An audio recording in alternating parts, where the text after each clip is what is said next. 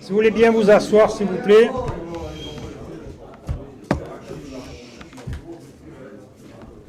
Je passe la parole au président de séance. Je vais te la rendre. Non, mais tu présentes. Bien les camarades, bonjour. À la tribune, donc, tout le monde le connaît, Olivier Vanzini, secrétaire général de l'Union départementale CGT du Var. Et pour la FNTE, Éric Bousquet, qui est membre du bureau fédéral et également notre délégué fédéral régional. Aussi, parmi les invités, on a l'Union syndicale des retraités du Var, LSR.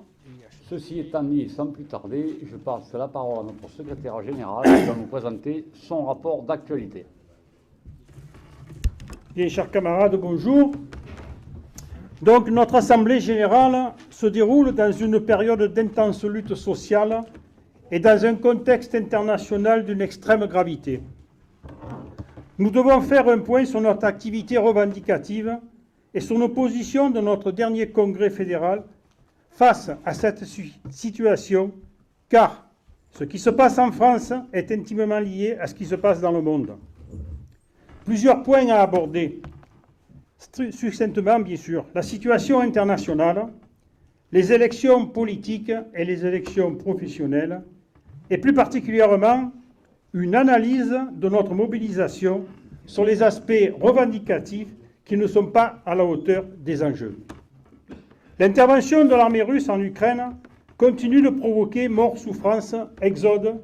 Cette guerre aggrave les fractures sociales mondiales. Fin mars, à la suite des négociations entre Russes et Ukrainiens, la possibilité d'un cessez-le-feu aurait pu avoir lieu. Les décisions de nos différents congrès fédéraux prennent aujourd'hui encore plus d'importance et de réalisme. Mais au-delà des tractations à tous les niveaux, nous devons regarder avec lucidité le fait que la majorité présidentielle, celle de François Hollande, a continué d'armer la Russie après l'annexion de la Crimée entre 2015 et 2020 pour des contrats de 152 millions d'euros.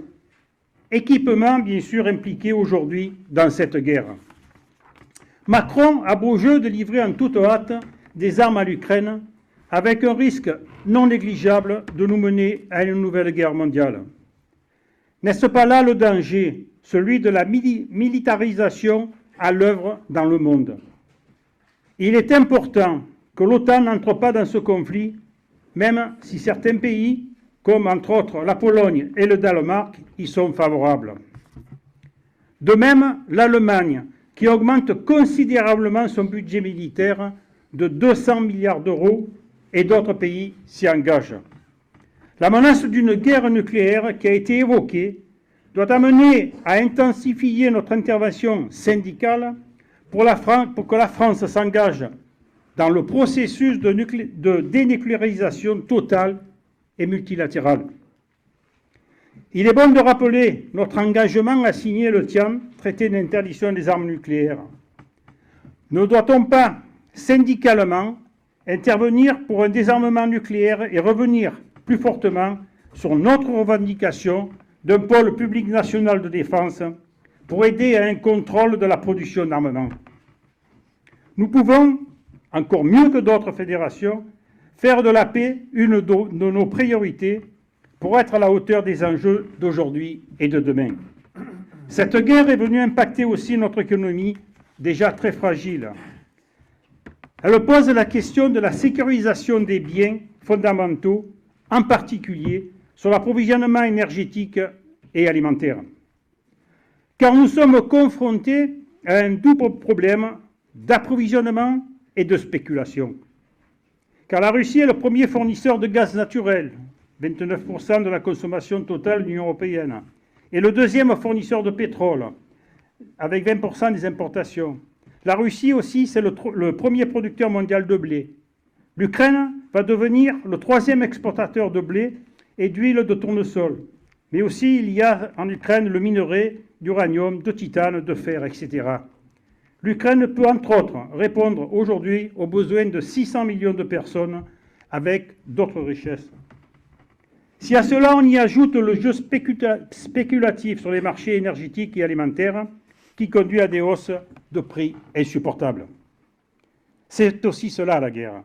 Chers camarades, la guerre en Europe, la pandémie toujours en cours, les événements climatiques extrêmes, des désastres sociaux, des reculs démocratiques peuvent être définis comme un moment critique qui est le reflet de la crise systémique du capitalisme. Oui, la classe dominante se révèle incapable de maîtriser les développements des transformations que sa recherche effrénée du profit génère. Je termine sur ce point en reliant l'appel de l'avenir social avec l'appel aux dons pour faire à l'ordre de solidarité Ukraine. Je pense que dans cette période, nous ne devons pas oublier la solidarité avec le peuple palestinien qui résiste avec force depuis de nombreuses années à l'oppression et à la colonisation des différents gouvernements israéliens. Comme tous les autres peuples en guerre, en particulier le Yémen, en guerre depuis 2014, où les belligérants soutenus par l'Arabie saoudite et l'Iran ont accepté un cessez-le-feu de 2 mois avec les forces gouvernementales pour le Ramadan, grâce, et il faut le souligner, à la médiation de l'ONU. Si nous sommes aux côtés du peuple ukrainien, nous le sommes aussi avec ceux qui en Russie et en Biélorussie s'opposent à la guerre. Enfin, nous le sommes avec les réfugiés qui, par centaines de milliers, fuient le conflit. Mais si les frontières européennes doivent être ouvertes, l'assistance garantie pour l'ensemble des réfugiés, cela doit être aussi valable, quelle que soit leur nationalité ou leur couleur de peau. Chers camarades, la lutte pour les libertés, la lutte pour la paix et le désarmement ne peuvent être déconnectés de la lutte des classes. À quelques jours du 2e tour de l'élection présidentielle, le candidat Macron confirme la ligne de son mandat, être au service des multinationales. Son but est de rester au pouvoir 5 ans de plus pour achever son programme, diminuer les impôts des grandes sociétés, réduire la protection sociale, continuer à faire des cadeaux aux entreprises et aux plus aisés, puisque son projet de société, c'est le capitalisme et cela entraîne moins de protection sociale pour les accidents de la vie de tous les jours, travailler plus, etc., etc. Après la réduction de l'imposition sur la fortune et le plafonnement des taxes sur les revenus du capital, il continue avec une fiscalité pour les plus aisés, notamment sur la franchise d'impôt sur l'héritage qui passe de 100 000 à 150 000 euros. Suppression de la cotisation sur valeur ajoutée des entreprises. Suppression de la redevance télé, sans dire quel sera le financement de l'audiovisuel public. Il veut aller encore plus loin dans la casse de la protection sociale, qui va réellement bénéficier du relèvement du point d'indice des fonctionnaires. Que dire de sa réforme des retraites, alors que le corps prévoit un excédent ou tout au plus un déficit maximum de 0,6% du PIB. Assurance chômage, RSA, j'en passe, vous connaissez. L'année 2021, malgré la crise sanitaire, les profits des sociétés du CAC 40 ont atteint près de 160 milliards de bénéfices. Et on le tient des Échos, le journal Les Échos. Pour les actionnaires, c'est la bagatelle de 70 milliards de dividendes. Je vous propose, pour la plaisanterie, de comparer vos fiches de paye et de pension échangées avec, en plus, les augmentations tout azimut. Pour stopper Macron et le capital, il faut encore plus de mobilisation, des luttes interprofessionnelles et intergénérationnelles avec la jeunesse et les chômeurs. Le capitalisme, sa recherche du profit maximum, impose par l'intermédiaire de ce gouvernement et par tous les moyens l'exploitation, la pauvreté et les guerres impérialistes partout. Mais dans cette période d'élection, nous avons à combattre l'extrême droite, ce mouvement qui remet en cause notre démocratie. Comme l'écrit la CGT, les syndicalistes ne doivent pas être dans l'action au quotidien, dans l'action au quotidien contre la propagation des idées d'extrême droite, dans le cadre du travail, mais aussi au sein de nos amis et familles. La bataille des idées est rude, aux mensonges et thèses conspirationnistes qui se développe dans un environnement de néolibéralisme violent, de pandémie mondiale et maintenant de guerre. Fin de citation.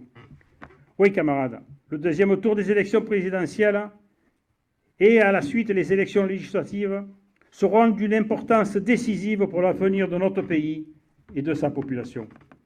Une autre politique est possible pour changer de société, pour un développement économique et social pour le bien de tous. Chers camarades, nous devons aussi tirer les enseignements des journées d'action des interprofessionnels et unitaires des 17 et 24 mars. Pour mieux réfléchir à la préparation du 1er mai, journée internationale des travailleurs. Continuer la mobilisation sur les questions de salaire, de pension et de minima sociaux. Car aujourd'hui, seul le gouvernement et le patronat nient les difficultés des fins de mois des salariés et des retraités. Nous sommes en plein affrontement entre le capital et le travail. C'est cela aussi que l'on appelle la lutte des classes. Oui, la lutte, c'est bien pendant la préparation et durant la journée d'action unitaire du 17 mars que le dégel du point d'indice a été annoncé. Oui, la lutte, car toujours moins de cotisations et donc moins de protection sociale, puisque la Confédération patronale des petites et moyennes entreprises réclame des baisses de cotisations sociales spécifiques pour les entreprises qui conservent les salariés âgés de plus de 50 ans, afin de compenser les surcoûts liés à l'ancienneté. Le patronat réclame une diminution de la protection sociale, des allocations chômage, retraite, etc. Il nous faut aussi analyser les dernières mobilisations. D'ailleurs, le CCN du 22 mars considère que celle du 8 mars, Journée internationale de la femme, pour la femme, a été intéressante. De lutte des droits des femmes a été intéressante avec plus de 200 initiatives dans le pays et considère que les syndicats s'emparent mieux des enjeux liés à l'égalité salariale et professionnelle femmes-hommes. C'est dans ce sens que notre fédération a pris la décision de s'exprimer tous les mois sur ces questions et plus largement sur la place des femmes dans notre société. Par contre, la journée de mobilisation interprofessionnelle du 17 mars n'a pas été de nature à mobiliser largement et surtout à faire converger les luttes sur les salaires et l'emploi dans la rue. 160 rassemblements en France et 80 000 personnes. Quel engagement a été-il mis en place dans nos syndicats, dans notre fédération, pour construire cette journée d'action? Pourquoi n'arrive-t-on pas à franchir le cap de l'élévation du rapport de force? Nous devons réfléchir à faire des propositions pour construire des luttes victorieuses, car il existe des alternatives. Pour cela, prenons en compte la journée du 1er mai, un 1er mai unitaire, pour une rupture en matière de salaire et de pension, pour défendre et améliorer notre modèle social, pour des services publics nombreux et de qualité, pour une véritable transition écologique, pour la paix et la solidarité internationale, pour lutter contre les idées d'extrême droite et contre toutes les formes de discrimination. De plus, celui-ci se trouve entre deux élections politiques majeures, que sont les présidentielles, le deuxième tour, et les législatives. Le moment de porter nos exigences sur l'emploi, sur les salaires, les pensions, la sécurité sociale, les services publics, c'est le moment. C'est ce qu'il faut faire, c'est faire partager nos revendications aux salariés, aux retraités, aux chômeurs. Pour cela, nous avons du matériel à notre disposition, déjà en s'appuyant sur la déclaration liminaire au comité technique ministériel du 28 mars que vous avez reçue dans vos boîtes mail, sur les expressions aussi fédérales, sur les salaires, sur le pouvoir d'achat, sur les pensions, sur les retraites, sur la sécurité sociale, bien sûr, et les services publics, comme de nombreuses fiches argumentaires et dépliants confédéraux. Servons-nous aussi, et ça c'est un appel qu'on vous fait, de notre site fédéral. Nous avons aussi débattu lors de notre dernier bureau du syndicat à l'importance des réseaux sociaux. Mais c'est aussi le moment, et j'espère que sur les réseaux sociaux on pourra en discuter, mais c'est aussi le moment de prendre des initiatives pour que chaque adhérent, prenne en compte la question de la qualité de vie syndicale et du renforcement en vue d'élever le rapport de force. Pour mieux incarner notre syndicalisme de classe et de masse. Mais nous devons avoir tous à l'esprit, même si nous sommes des retraités, les élections professionnelles qui sont un objectif primordial pour la place de la CGT et donc pour la place de notre fédération au niveau national. La manifestation des retraités du 24 mars en région a rassemblé un peu plus de 40 000 retraités, après celle du 2 décembre à Paris, où il y avait environ 25 000 participants. Peu ou pas de délégation d'actifs, ce qui est regrettable. Pour impulser le 1er mai, les retraités vont continuer à faire signer la pétition pour demander un bulletin de pension au format papier, faire remplir le questionnaire pour identifier les besoins des retraités, et vous les avez dans vos pochettes. Jamais les luttes sur les salaires n'ont été aussi nombreuses.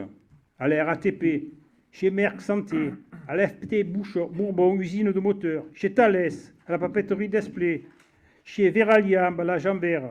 Vous en connaissez sûrement d'autres, et il y en a beaucoup d'autres. Chers camarades, vous allez certainement compléter par vos interventions cette petite introduction.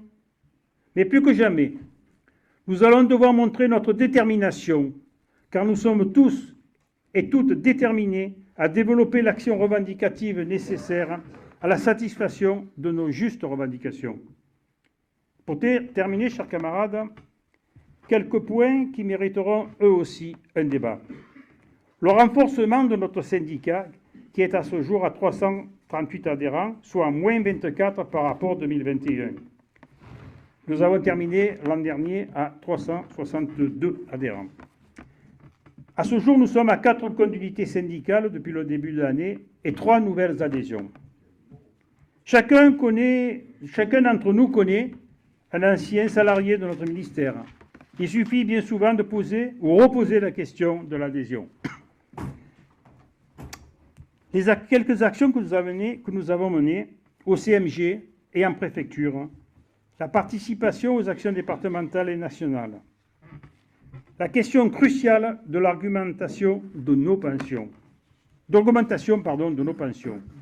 la question aussi de la prise en compte des travaux insalubres lors du départ à la retraite, l'avenir de notre sécurité sociale, inventée par Ambroise Croizat, ministre communiste, l'avenir de son financement, non pas par l'impôt, la CSG, mais par les cotisations sociales salariés-employés. Enfin, nous devons prendre en compte la tenue de 2 congrès, celui de l'USR 83 en mai et celui de notre syndicat début février 2023. Concernant celui de notre syndicat, il convient de rapidement s'atteler à son contenu ainsi qu'à réfléchir au remplacement des partants de la direction syndicale. Prendre connaissance aussi que nous organisons pour la première fois un stage sur le syndicalisme retraité, un stage fédéral sur le syndicalisme retraité. Le premier se déroulera du 20 au 22 avril au centre Benoît-Frachon à Courcelles et compte pas moins de 12 participants. Les préinscriptions pour le stage suivant, qui se déroulera donc en 2023, seront ouvertes dès la fin de cette session et notre fédération étudie la possibilité d'organiser des sessions décentralisées pour celles et ceux qui voudraient participer mais seraient dans l'incapacité de se rendre à Courcelles. Chers camarades, ces quelques réflexions pour animer le débat, surtout que compte tenu de la crise sanitaire, nous n'avons pas pu organiser notre Assemblée générale depuis 2019. Enfin, la question centrale, c'est subir ou ne pas subir. Merci de votre écoute.